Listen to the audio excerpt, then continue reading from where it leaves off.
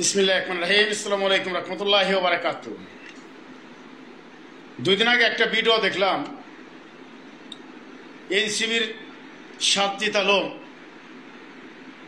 Islamic সরমুরার পীর সাহেবের ওই জায়গা যাইয়া মঞ্চইটা একটা ভাষা বলল, জিয়া কাটিছে খাল, এরশাদ করিছেন তালেবাল, আর মইনুল ফকিরুল বিভিন্ন ছন্দ দিয়া যে মেনশনগুলো করে, আমি একজন দেশপ্রেমিক সৈনিক, অল্লানের সহযোদ্ধা, দলের দুরসুমার কান্ডারি, সংগঠন প্রবাস কল্যাণ বিএনপি গ্রুপের তরফ থেকে সবসময় নিজের জীবনটা বাজি রেখে এই আওয়ামী লীগের বিরুদ্ধে লড়াই করছি।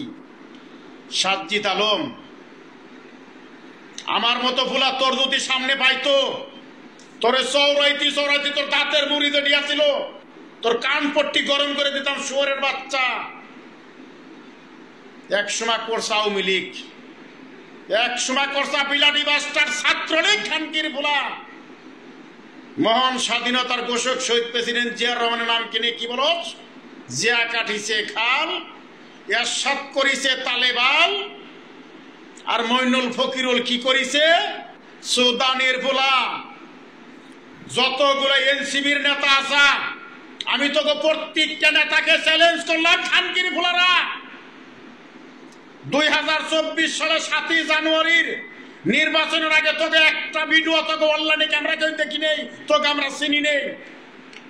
কোটা আন্দোলনের চাকরির জন্য আন্দোলন করিয়া দেশ থেকে শেখ হাসিনা বিদায় হয়েছে, সারা বাংলাদেশের মানুষ ঐক্য হয়েছে।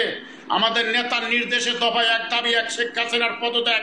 এই দফা আমরা প্রবাসীরা ভাই বিরাদার দ্বারা রাজনীতি করি, দলের জন্য দেশের জন্য কথা বলি, শেখ হাসিনার বিরুদ্ধে প্রতিবাদ করছি। ডিপি হারুনের হোটেলে ভাত খাই আইসা সবাই নাহে খদ্দে বসে আসলি, ভুলে গেছে গা।